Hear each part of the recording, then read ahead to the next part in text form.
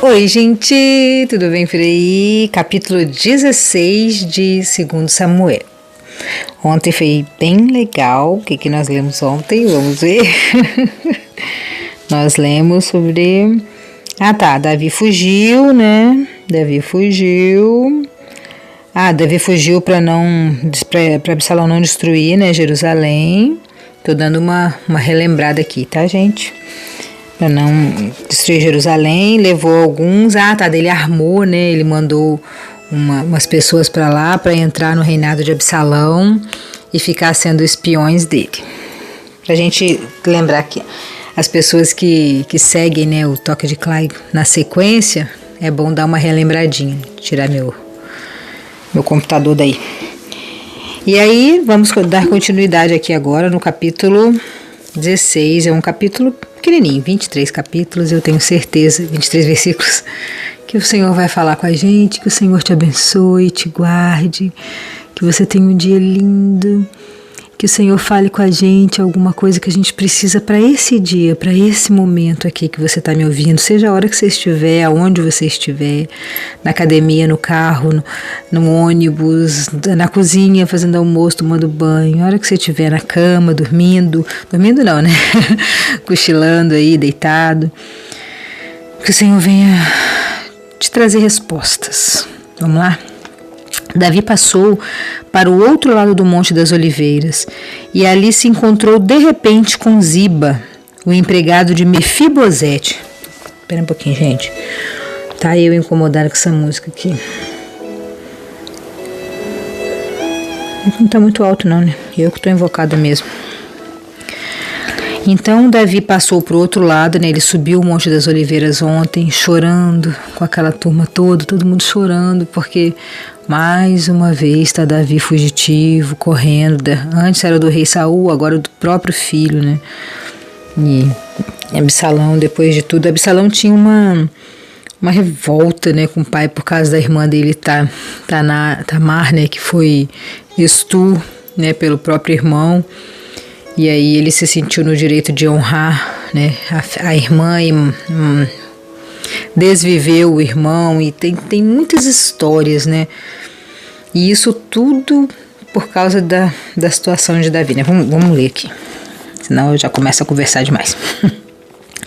Então ele atravessou o monte, né, que ele atravessou chorando, e encontrou com Ziba, o empregado de Mefibosete. Ziba era empregado de Saul, né? Ele era um fiel empregado de Saul, de Jonatas, que era filho de Saul, e Mefibosete era filho de Jonatas, então Mefibosete era neto de Saul.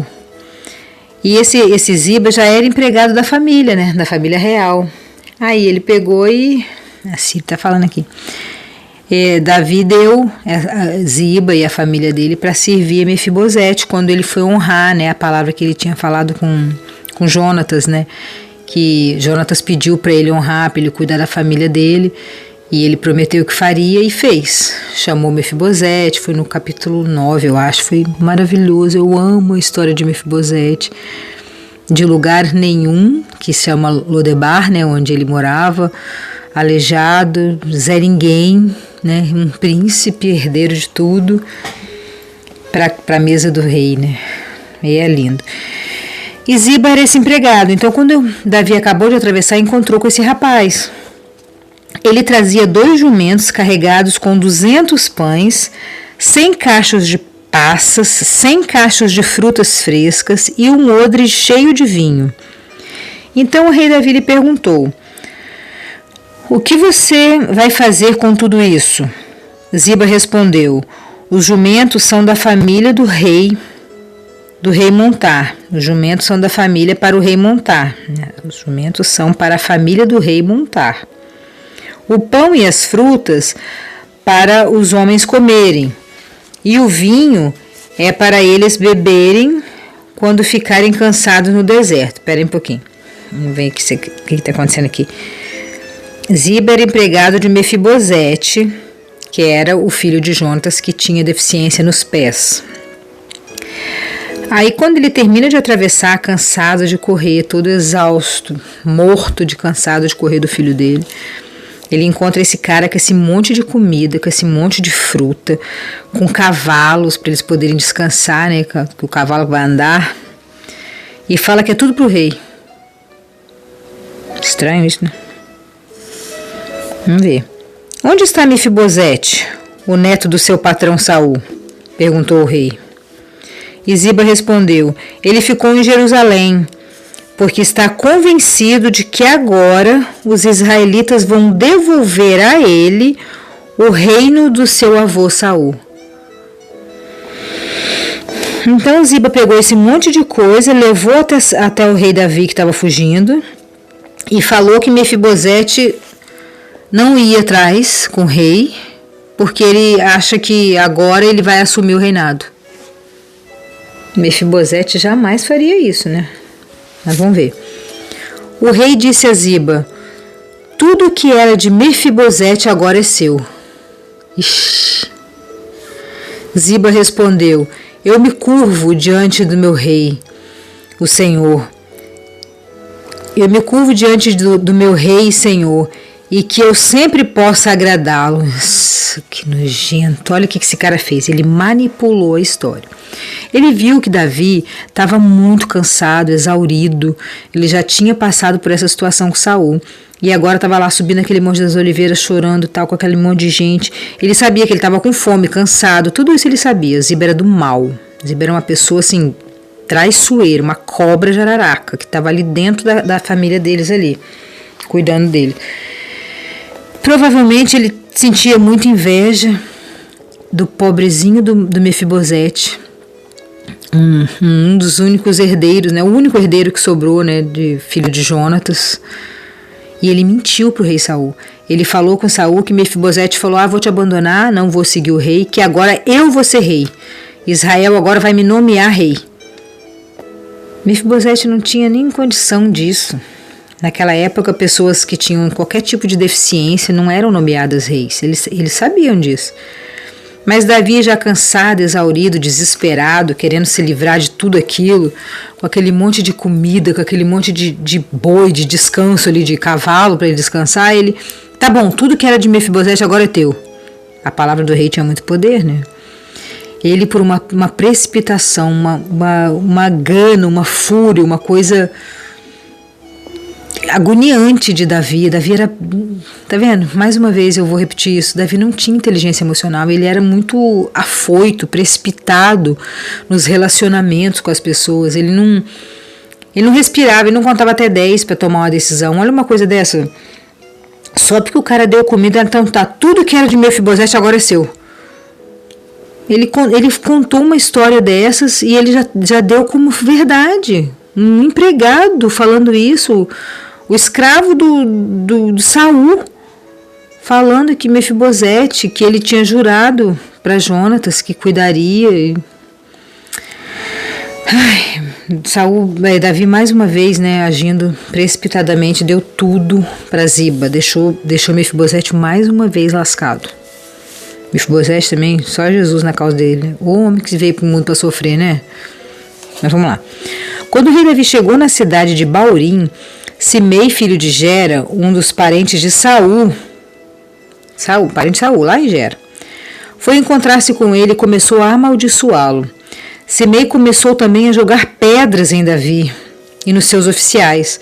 Apesar de o rei estar rodeado pelos seus homens e pelos seus guardas pessoais, ele amaldiçoou Davi. E disse: fora daqui, assassino, criminoso, homem sanguinário. Você tomou o reinado de Davi, você tomou o reino de Saul, acusando, é parente de Saul, né? Você tomou o reino de Saul, seu criminoso, seu assassino. O Senhor Deus o está castigando por você ter matado tantas pessoas da família de Saul. Agora Deus entregou o reino ao seu filho Absalão e você está arruinado, seu assassino. Gente, coitado de Davi. Você imagina você chegar na cidade e ser recepcionado dessa forma pelo parente de Saul, né, gritando: assassino! Bem feito que seu filho está roubando seu reinado, você matou todo mundo da família de Saul, você roubou o reinado dele, agora seu filho está fazendo o mesmo com você, você merece, bem feito para você. É isso que ele está passando aqui, a hora que ele chegou lá na cidade. Ele já está exaurido, mesmo rodeado de pessoas para ajudar ele, ninguém pode livrá-lo dessa situação que ele está passando ali, né? Então Abisai, cuja mãe era Zeruia, disse ao rei: por que o Senhor permite que esse cachorro morto o amaldiçoe? Um dos guardas dele ali falou: por que você está permitindo que esse cachorro morto, que esse Zé Ninguém, que esse mequetrefe fale dessa forma com você, que é o rei? Ele está te amaldiçoando. Deixa que eu vá lá e corte a cabeça dele. Eu vou matar ele. Deixa que eu mate ele. Daí o Davi responde assim, ó: vocês, filho de Zeruia, não tem nada a ver com isso. Olha a resposta dele. É uma resposta bem profunda, assim. Respondeu o rei a Abisai e ao seu irmão Joabe, que era o chefe, né, do exército deles ali, né? Se foi o Senhor Deus quem mandou que esse homem me amaldiçoasse, quem tem direito de perguntar por que é que ele está fazendo isso? Vamos dar uma pausinha aqui rapidinho pra gente falar sobre isso aqui. Se a gente passa batido nisso aqui, a gente nem percebe. O que Davi está falando aqui nas entrelinhas? A Bíblia é muito sobre entrelinhas, né, gente?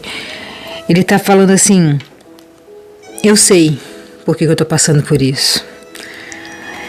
Há uns capítulos atrás, quem está acompanhando sistematicamente aqui o Toque de Clay viu que o profeta Natan, quando Davi colocou Urias na frente da guerra para matar Urias de propósito, para ficar com a Betseba, né, o filho, aquela mulher que ele fez lá tudo. Volte uns capítulos atrás aí que você vai ver sobre Betseba. Deus usou o profeta Natan e falou para ele que a partir daquele momento Deus ia perdoar ele. Ai, desculpa, fez barulho aí, né? Deus ia perdoar ele estava perdoado, ele não ia morrer, Davi não ia morrer, porque Davi era um homem segundo o coração de Deus, ele se arrependia muito rápido, ele pecava e se arrependia muito rápido. Porém, as consequências, né, gente, a gente pode se arrepender rápido, a gente é perdoado rápido também, mas as consequências, elas ficam, a gente não tem como lidar com as consequências, né, não tem como evitar as consequências. E o profeta Natan falou com ele: toda a sua família, toda a sua herança está lascada, vocês vão brigar, os seus filhos vão brigar, suas mulheres vão ser roubadas por outros homens. E ele falou várias coisas ali, sua descendência está lascada. O trono vai ser para sempre seu, o trono até o fim vai ser de Davi, mas sempre lascado. A sua herança a partir de agora nunca mais vai ser uma herança limpa e tudo certinho, como está sendo até hoje, porque Davi vencia todos os seus inimigos, tudo dava certo para ele. Até aquele dia que, ao invés de ele ir trabalhar, ele ficou em casa pensando na mulher dos outros. Até aquele dia que, ao invés de ele fazer o que precisava ser feito, ele ficou ali com a mente vazia, oficina do diabo, fazendo coisas que não deveria fazer. Presta atenção no que Deus está falando com você. Ao invés de você fazer o que tem que ser feito, você está com a cabeça vazia rodando feed, arrumando pecado para sua mente e destruindo a sua descendência, estragando a sua vida, estragando a sua e a vida de todo mundo que vem pela frente. Foi isso que ele fez. Ele estragou a descendência dele.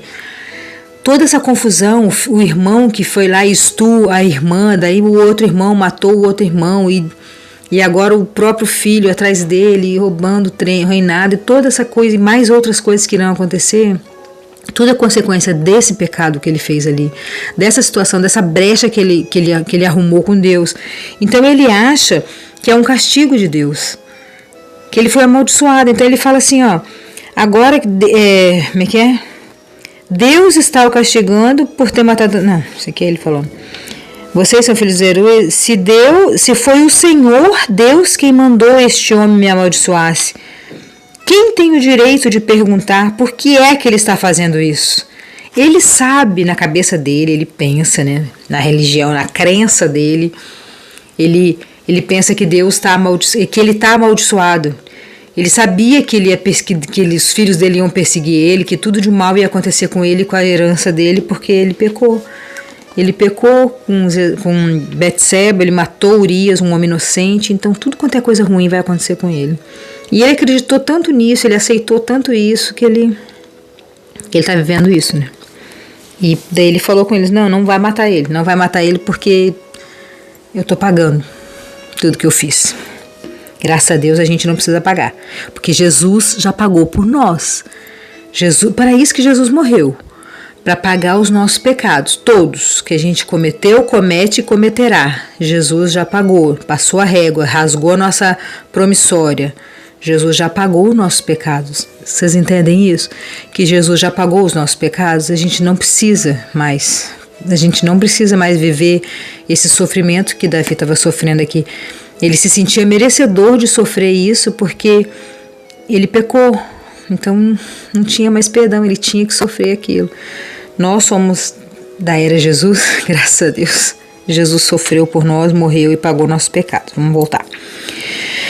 Então ele não deixou o rapazinho ali, que eu esqueci o nome dele, Abissai. Ele não deixou Abissai, o filho, né, o irmão lá do coronel dele lá, matar o rapaz, o parente de Saul. Deixa eu ver. Filho de Jeruí, se o Senhor mandou ele me matar, por que vocês iam matar ele? Eu estou merecendo receber esse xingamento aí porque eu pequei.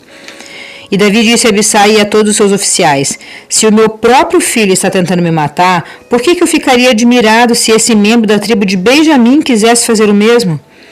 Deixe esse homem em paz, deixe que ele amaldiçoe, porque foi o Senhor quem o mandou fazer isso. Tá vendo? Ele se sente merecedor de ser amaldiçoado porque ele pecou lá com Urias, né? Pode ser que o Senhor olhe para mim, para a minha aflição e me dê alguma bênção em lugar dessa maldição. Então ele tinha no fundo uma esperança de que o Senhor olhasse para o coração puro dele e visse como ele se arrependeu de tudo que ele fez. Ele perdeu o filho, né, da prostituição dele lá, do pecado dele. Ele matou o rapaz à toa porque o filho acabou morrendo e tudo. Quem sabe o Senhor transforma essa maldição em bênção, né? Ele tenha misericórdia de mim. No fundo ele tinha uma esperança ainda, né? Então Davi e os seus homens continuaram no seu caminho. Simei também ia ao seu lado, caminhando pelo monte, amaldiçoando e jogando pedras e terra em Davi. O cara ia atrás incomodando, perturbando, amaldiçoando. Esse cara vai ficar impaciente, querer matar ele, né? O rei e todos os seus homens chegaram muito cansados no Rio Jordão e descansaram ali. Absalão e todos os israelitas entraram em Jerusalém e Aitofel estava com eles, o conselheiro fiel do rei, que agora não é mais. Quando sai o conselheiro particular de Davi e encontrou Absalão, gritou: Viva o rei! Viva o rei! Esse aqui é o falso. O falso para Absalão, no caso, né? E Absalão perguntou: Onde está a sua fidelidade ao seu amigo? Por que você não foi com ele? E Uzai respondeu: Como é que eu poderia fazer isso? Eu sou a favor daquele que foi escolhido por Deus, o Senhor, por esse povo e por todos os israelitas. Eu ficarei com o Senhor. Afinal de contas, quem eu deveria servir a não ser o filho do meu chefe? Assim como servi ao seu pai, eu agora o servirei. Aí Absalão disse a Aitofel: Eu quero seu conselho. O que devemos fazer? Aitofel respondeu: Tenha relações com as concubinas do seu pai. Aquelas que ele deixou cuidando do palácio. Foram 10, né, que ficaram no palácio para cuidar lá, que a gente leu. Assim todos em Israel ficarão sabendo que você se tornou inimigo do seu pai, e os seus seguidores ficarão bem animados. Então armaram uma barraca para Absalão no terraço do palácio, ali, na frente de todos. Ele teve relações com as concubinas do seu pai. Naquela época, os conselhos de Aitofel que Aitofel dava eram seguidos como se fosse a própria palavra de Deus, tanto para Davi como Absalão. Tanto Davi como Absalão o seguiam. Gente, pelo amor de Deus, acabou o capítulo. Vamos pensar aqui um pouquinho. Olha o conselho que esse conselheiro deu. O que eu vou fazer? Absalão falou, né? Daí ele falou assim: já sei.